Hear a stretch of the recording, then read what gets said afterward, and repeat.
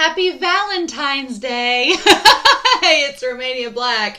This is going to come out a week early on Patreon, but it's going to premiere on YouTube on Valentine's Day. So, what better way to celebrate Valentine's Day than the death of a loved one?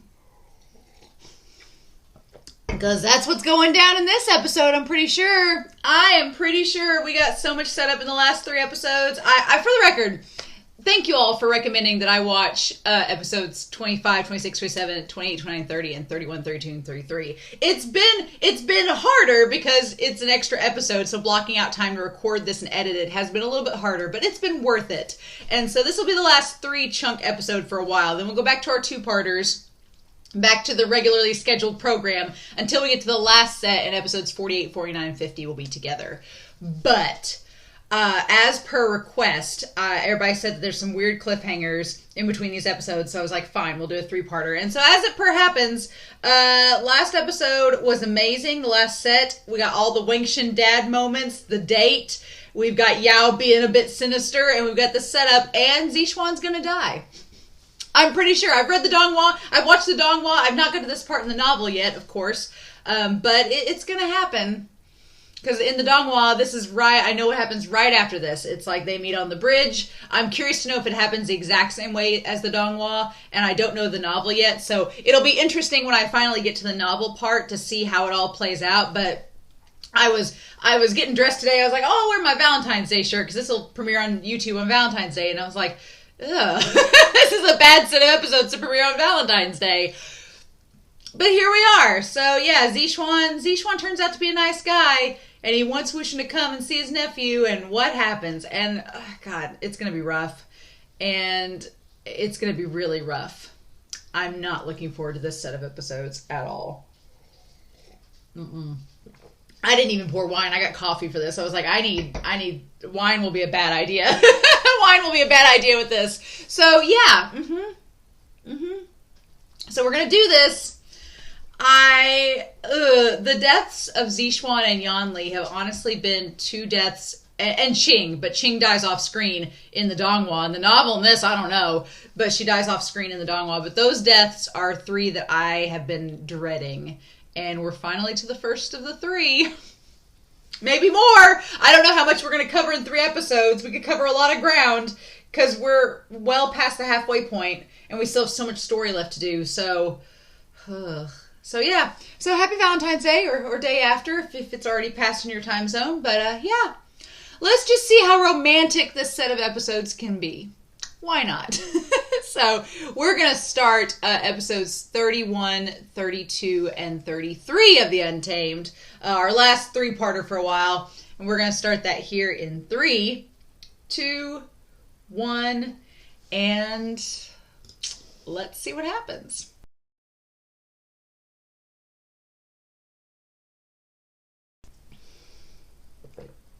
Well, that was the best and worst thing I could have watched on Valentine's Day. Oh, wow. Glad we got some levity at the end there because those first 2 episodes were pretty darn bad. And bad not in like production-wise, bad as in my heart hurts.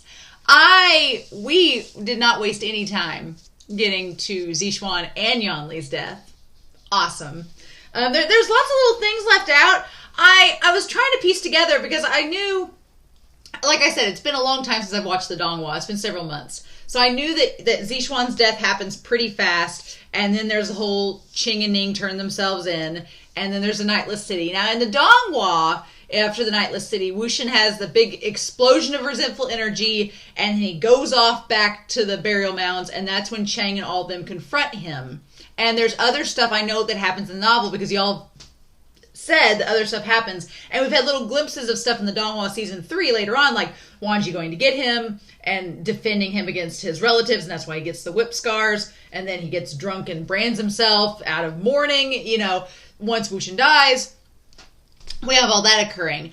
And in the Donghua, WuXian just kills himself. Now, I've not gotten to the novel part yet. Where I'm at in the novel, I haven't read this week's chapters that will have aired earlier today on YouTube and Patreon.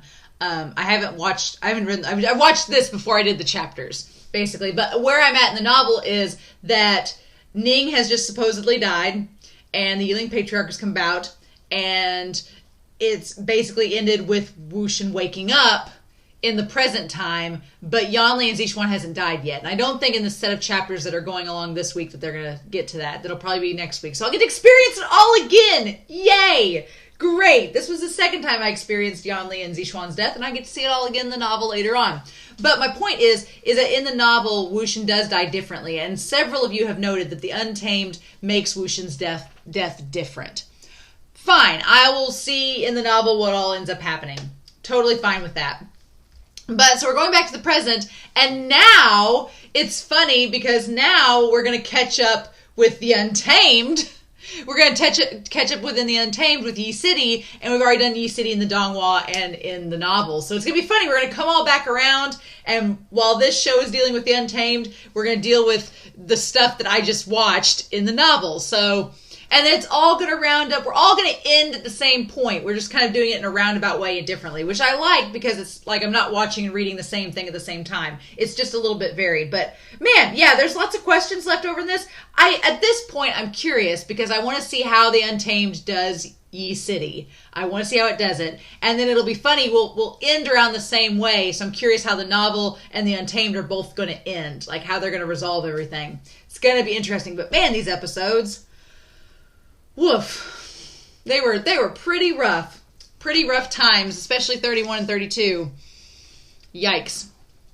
Episode 31, and my notes are all scribbles, basically. So I'm going to be sitting here deciphering these notes and trying to see what all in. So yeah, WuXian getting the invitation. I am a little bit sad that Wangji didn't go all the way up to the Barrel Mounts to give him the invitation. He gave it to Ning, and then Ning gave it to WuXian. That is sad, because I was hoping that this would at least give us one more conversation with Wangji and WuXian, but I get why Wangji didn't like the idea of getting the letter to him to begin with. Wanji's like, I don't want to have to lie to him, and I don't want to just show up, and Wanji's like, I don't want to lie to him, I don't want to do this. No.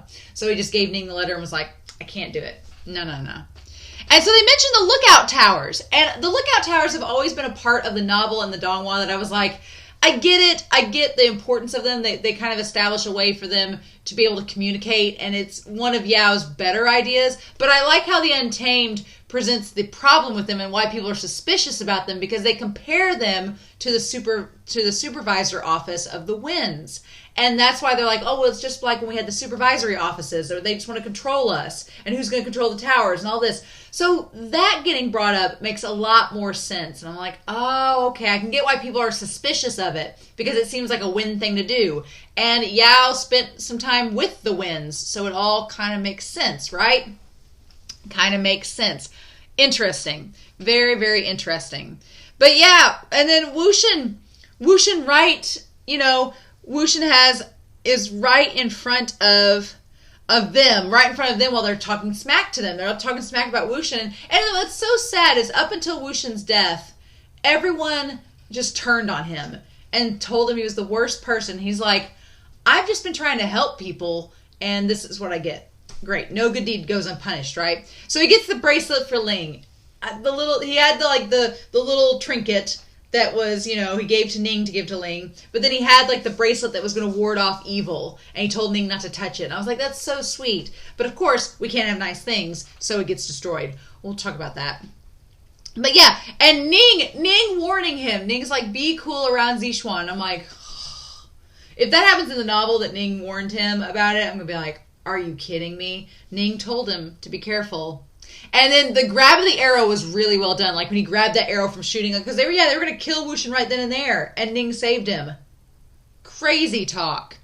But yeah, so Ning's had this orange coral necklace, and the minute he breaks it, he gets unleashed, and WuXian can't control him anymore. That's the thing. He can't control him. He thinks that he can, but he can't. Now, this does something interesting. We'll talk about Night City, because that was that whole part with the extra flute. I was like, oh, Yang! Oh my God! So there's that.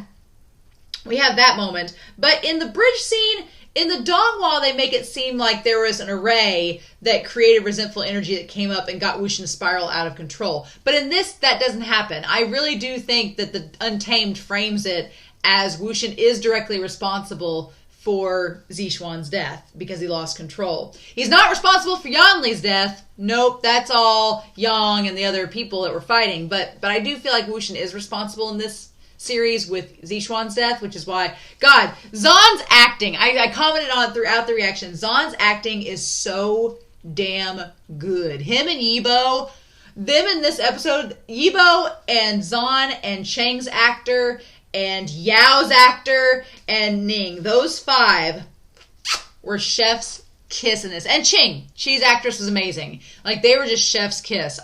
Special call out to Yanli and Qing's actresses. They were great too. And Madam Jin, we'll talk about her too. But yeah, those 8 individuals were like, stole the whole damn show. But Zahn, my God, I've said in the previous reaction, he is Wei Wuxian. So good. So good. And then, yeah, Zixian destroys the bracelet. Like, Zixian's such a prick. I can't stand him. And he was not at the Nightless City. He is conveniently X'd out of the narrative at this point. So that's interesting. We haven't seen Sushi either. That's also interesting. But yeah. And then Ning's eyes. They were so messed up and weird. Like, they had eyeballs within eyeballs. We hadn't seen that at this point. So part of me wonders if maybe Yang was there to affect things or what the deal was. But that was not Ning's normal look, right? And then, yeah, he just... This is why we can't have nice things, and then they're messed up, and then he kills ZiXuan. And God, the moment that they showed up to tell them, because, okay, so Wangji went to Chang, and Wangji showed up and was like, where is Wuxian? He's not here yet. Why is he not here with ZiXuan yet? And Chang's like, I don't know. They're taking way too long. And then Yao shows up, and Wangji confronts Yao and is like, why did you send people to the bridge? Why did you send them to meet Wuxian? Why didn't you let Wuxian get over here? What's the deal? And Yao's like, whatever are you talking about? You know? And then the guy shows up and, like, right in front of her with the baby screams about ZiXuan being killed. And she's like, and she reacts exactly how you think she would. And Chang's expression, oh my God, his actor's expression. It's all just unravels. And then we cut back to Qing and Ning, who, I always love this part in the Donghua where she's like, you know, I always felt like the last several episodes, Qing has felt like, she's like, we're just on borrowed time. Like we're preventing Wuxian from going back home. Wuxian's doing this out of the kindness of his heart. He's taking care of us because he knows he wants to be helpful. And he's doing this out of the kindness of his heart. But she's like, we're keeping him from his family. And she's like, we're on borrowed time to begin with. So, like, you can tell she just feels sad about it all. And then, yeah, her and Ning decide to give themselves up. And then, God, Wuxian's breakdown where he's like, what do I, he's like, why did I stay here? Why? He doubts himself. He's like, why did I stay here? Why did I help these people? It all went awry, and now everything's ruined. And then he's like, is it Ning's fault, or is it my fault that it's Ning's fault? And it's like, well, it's kind of your fault. And so Wuxian has to deal with all that, and it's so damn sad. Oh my gosh. But then, yeah, he just breaks down, and Qing tries to point out that she's like, the tracing, he's like, well, we can trace the spell back. Wuxian's like, we can trace the spell back. The people that have the 100-hole curse, whoever gave it to him also has that on them, so we can just use that. And Qing is like, do you really think that they're going to believe you? She's like, no. She's like, these people are going to spin it however they need to make sure that you're guilty. So the most that my brother and I can do is buy you some time. So we're going to give ourselves in. She's like, but it's not going to affect anything. And God, she's like, and Wuxian wants to take responsibility. He wants to take responsibility and give himself up. And she's like, no, she's not going to let him do that. And that whole, I was waiting for it, but the sorry and thank you. It was just as grim as I imagined. And then, yeah, she puts the needles in him, and that was going to keep him there for 3 days. And when Qing and Ning show up to have their sentence, they dress to impress. Qing was like, if I'm going out, baby, I'm going out being the best-looking person in the room. And no wonder Wangji likes her. Yeah, but I always felt really sad about Qing's death. And we've not gotten into the novel yet, so when we get to it in the novel, I'll probably talk more about it. But I always hated Qing's death because, one, it was off-screen, and two, she's just such a cool character in this show. In the novel, from what we've got from Qing so far in the novel, it makes sense, but we haven't gotten to these chapters yet, so I'm going to be curious to read those when we get to it in the novel. But I always felt bad about Qing's death because I felt like she deserved better, or she deserved I don't know what a better death would have looked like, but I feel like she just deserved better in that moment. And we'll talk about more when we get to it in the novel, but it always makes me sad. Always makes me sad. And them holding hands at the end right before they're taken away. And then there's Yanli in mourning. God. The actress playing Yanli, she does a very good job of looking like she just is complete shit. She's like, my husband's died. I've got this baby. I'm emotionally drained. Like, her actress and Madame Jin's actress do such a good job in that episode of portraying that. And I love that right as episode 31 ends, WuXian wakes up and he's like just stumbling around the burial grounds. All the people are gone. He stumbles around the burial grounds and he's like, can't get his footing. He's barely conscious. It's just a spiral. It's an illustration. It's a depiction of WuXian's literal spiral. And it all goes down to episode 32. Episode 32, it sucks. Episode 32 is hard, and I'm glad I watched it. I'm glad you all suggested episode 33, because when episode 32 ended, I was like, okay, it ended, but what's going to happen now, right? I was like, this wasn't a weird ending. It's not really a cliffhanger. Right? Cliffhanger. It's going to be in episode 33. But I was like, why? Episode 32 ended. Why did you all want me to watch episode 33? Because there's some levity. Because things get happy and we go back to the present. And it's like, oh, thank God, we're back in the present where WuXian and Wangji can love each other. Awesome. Great. So I'm glad you all made me watch episode 33, because I think if I had just ended at episode 32 after watching 32 and 31, worst Valentines ever. It would have been heartbreaking. At least the ending makes it somewhat better of episode 33. But we need to talk about episode 32 first. Madame Jin and Yanli, their actresses do such a good job. And I was actually starting to get emotional. Like, I was starting to tear up and I was going to cry with Madame Jin's acting, because as much as I don't care for her character, I lost an uncle 6 years ago. I lost an uncle. And it was, I was there when he literally died. And the reaction of Madame Jin reminded me a lot of my aunt's reaction. And it was just like cut to the core of me. I'm like, it's that you're drained. There's no emotion. There's no emotion left in you. You've just cried it all out and you are about to faint. Like, her acting was it was real. And it hit me really hard in the moment. And I was like, oh my God. And then she sees WuXian and all hell breaks loose. All hell breaks loose. It's very different than the Donghua. I really like it. The way that they handled this, the lead up to it. Oh my gosh. And then the resentful energy, he can't control it. And I love they have the voices and everything being like, let us help you, let us do this. And he's like, no. And it's too much. And it doesn't hurt that Yang comes in, and I'm pretty sure that's Yang. I'm like 100% sure at this point in this series it's Yang. But they hung the winds. That was sad. That was really sad, seeing Grandma hung. And the man with the crazy hair that we came to like. And that's just the last straw for WuXian. At that point, it's like, I'm done. He's like, I'm done. He doesn't see Yan there, but I'm sure he thinks that Yan is dead. And that ties to, we'll talk about Wangji here in a minute. But yeah, that ties to where Wangji was. And I have some theories about that. But yeah, it's awful that they burned Qing and supposedly Ning, but we know they didn't burn Ning, but they supposedly burned Qing alive and scattered her ashes. And then at that moment, the Yiling Patriarch just comes out in full force, and WuXian's like, screw this. I'm done. He's just done at this point, right? There's no future for him, and everything he's been working towards, the people he gave everything up to protect, and the reason why he left his sister and his brother, they're gone. So he's like, I have nothing left to hold on to. You've all taken it away. It's like, yikes. And then, then we go back to Yao, the party planner. I was trying to make a joke of it in the reaction, because it's like, even during this like morning celebration, Yao brings out the finest china, the best drinkware. He's like, here you go. When he slams down the liquor onto the ground, he like flicks his wrists in the most elegant theatrical format. It's like, we haven't seen Hui Sang a lot in this at this point, which is intentional, because I'm sure they want us to forget about Hui Sang until it comes back up, right? But I find that interesting that throughout most of this flashback, Hui Sang is gone. He's missing, MIA, not there. right?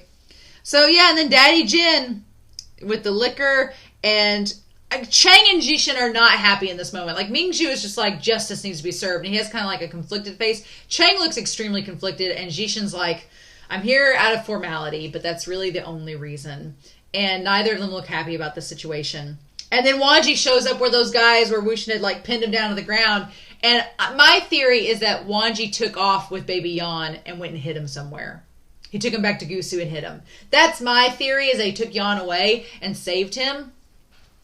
That's my theory. Obviously, when we find out later, it'll be proven. And I haven't read the novel yet, so we'll find out later too. But it's curious, because in the Donghua, they really don't make any mention of Yan or the people or the other winds. It's just Qing and Ning. And then Wuxin goes back to the other winds to help protect them.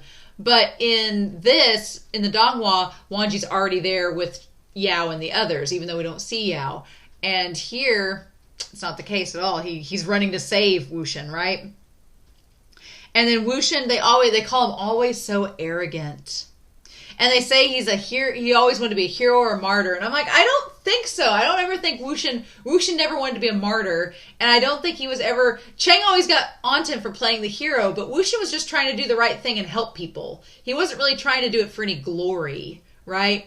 And yeah, he did have some moments where he would get arrogant a little bit. Yeah, especially once the resentful energy came into play. But for the most part, he was no more arrogant than anybody else has been. So I think that's also part of the problem, that Wuxin's like, I'm not acting special in any way, and you all damn me for it. It's like, And then, yeah, Chang is so conflicted about all of this.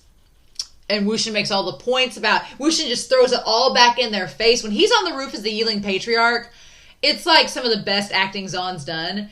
And it's just so like him laughing, and he's just broken. He's just like, fine, if you want me to be a monster, I'll be a monster. And it's like, no, I don't want you to be a monster. But that's what he becomes. He's like, fine, if you want me to be the bad guy, I'll be the bad guy. It's like, no. And so then, yeah, Jishin's trying to be old Sherlock over here. He's trying to figure everything out. Jishin's like trying to piece together what Wuxin's words mean. Chang is conflicted because he can't do anything. And Yao looks pleased as punch. God, the actor of Yao. He wasn't very much in these 3 episodes, but when you saw him, especially when Wuxin was just having a meltdown, Yao was like sitting there smirking like a sly fox. Like he was just having the time of his life. Because Yao's like, this is exactly what I wanted. You're giving me everything that I wanted. Thank you for that. It's like Yao is so suspicious. And Yao just pieces himself out of that battle too. He leaves. And so yeah, there's the archer that shoots the arrow at him, and Wuxin fires the arrow right back. And it's like, and then all bets are off. He's like, I'll be your monster. And so then, yeah, we have the energy thing, which I get for censorship reasons. They couldn't have the corpses. I really liked the corpse battle in the Donghua, and I'm curious to see what the novel says about all of this and how the novel treats it. But as far as this goes, the spirit monsters, it's like, I never felt like they were really threatening. I was wondering how Yanli was going to die. I was like, is the spirit going to go through her and make her pass out or something? But then I remembered I'd forgotten in the Donghua that she dies by being struck by a sword. And then it didn't hit me that when Chang was like, oh, it's a shallow wound, I was like, well, she dies from it. I forgot she gets stabbed a second time because she saves Wuxin. I forgot about that. I was like, oh, yeah, I forgot. Yep, it's really sad. It's super sad. But yeah, at first the energy is not attacking Chang or any of the Zhang clan because Wuxin's like, no, you guys are family. I don't want it to attack you. And then, damn, Wangji shows up looking like a damn angel, like just flies in and tells him to stop. Yibo's facial expressions in episode 32, trying to stop Wuxin, were so good. So good. Like you could just feel the conflict and the love inside Wangji. And he's like, just stop. And then doesn't do it. And then Wangji tells him to trust me. He's like, just trust me, Wuxin, we can go off. And I wanted to say that maybe Wangji like had Yan and was like, come on, we can leave. Let's just go. And Wuxin, it's just too late. And then Wangji telling him to use the flute. He's like, use the flute to control all the resentful energy. You say you have it under control. Use it. And Wuxin tries doing that. But then Yang with the flute. Yang with the flute. I did not see that coming. I didn't see another flute coming into this. I was like, how are they going to do this? I kept waiting for Sushi to show up or for something to happen. I was like, how are they going to change the game since we don't have any corpses? What's going to control them? And there's no Ning, so what's there's going to be controlled? It was the other flute. Crazy. I'm pretty sure it's Yang. It's like, oh my god, oh my god. It's either Yang or Yao, and I can't remember quite. I think it was Yang. Can't remember. Again, we have to get to the novel. And then, yeah, Yanli showing up. I was like, girl, get out of there. But she just wanted to see him. He ran away from her. She just wanted to see him. And she's delirious because her husband's died. And she's tired. So it makes sense why she showed up on the battlefield just to see him. But I'm like, girl, this is the last place you should be. And then, yeah. And then we have old episode 33, where we have the reminder. The reminder as everything is spinning around WuXian. There's the reminder where the one guy blames him. He's like, it's your fault, Feng Mian and Madame Yu are dead. And it's like, it goes back to like the last words WuXian heard from Madame Yu, where she blamed him for everything, and that carried over into him. And it's all he's like stewed on it for the last how many years? Nope. That all happens. And then WuXian just taking all the blame, and he just snaps. He just snaps and can't take it. And then, yeah, Yanli's death. God. And Chang holding her. There's so many good panels in this episode. So many good things that could be the thumbnail. I think it might be when WuXian and Chang are with Yanli. That might be it, because torture. But there's so many good scenes. I'll have to put a bunch of screenshots on Twitter. There's some really good ones. But yeah, and then WuXian just snaps. He's like, you want... At the moment the guys were like, oh, hand over the tiger amulet. Suddenly it hits WuXian. He's like, oh, you guys just wanted to lure me here to get this stupid amulet. That's all you wanted. My sister died. All these people died. Everything's ruined. And it was just to get this stupid hunk of junk. And in that moment, he's like, you want it? Come and get it. And he breaks it. And we cut back to episode 1. Right back to the start. All comes full circle. It all comes full circle. It's great. And then, yeah, everybody said that the novel death is different than the Untamed. And that's fine. Don't spoil me on the novel death. I'll figure it out. I'm going to be reading it here soon, so it'll be fine. But yeah, and then we cut to 16 years later. And that was the best part of this episode. I was like, oh, God, yes. Thank goodness, because I was like, if this episode could not get any more tragic, and then we cut back to the present timeline, and Yibo's expression when he looks over at Zahn as WuXian, like that pure love in his eyes, like, oh, you're back. It's been 16 years. I'm like, I know it's the Untamed. I know there's censorship. They can't hold hands because the Chinese government is afraid of two men holding hands. But, damn it. It's so good. It's so good. It's great. It is great.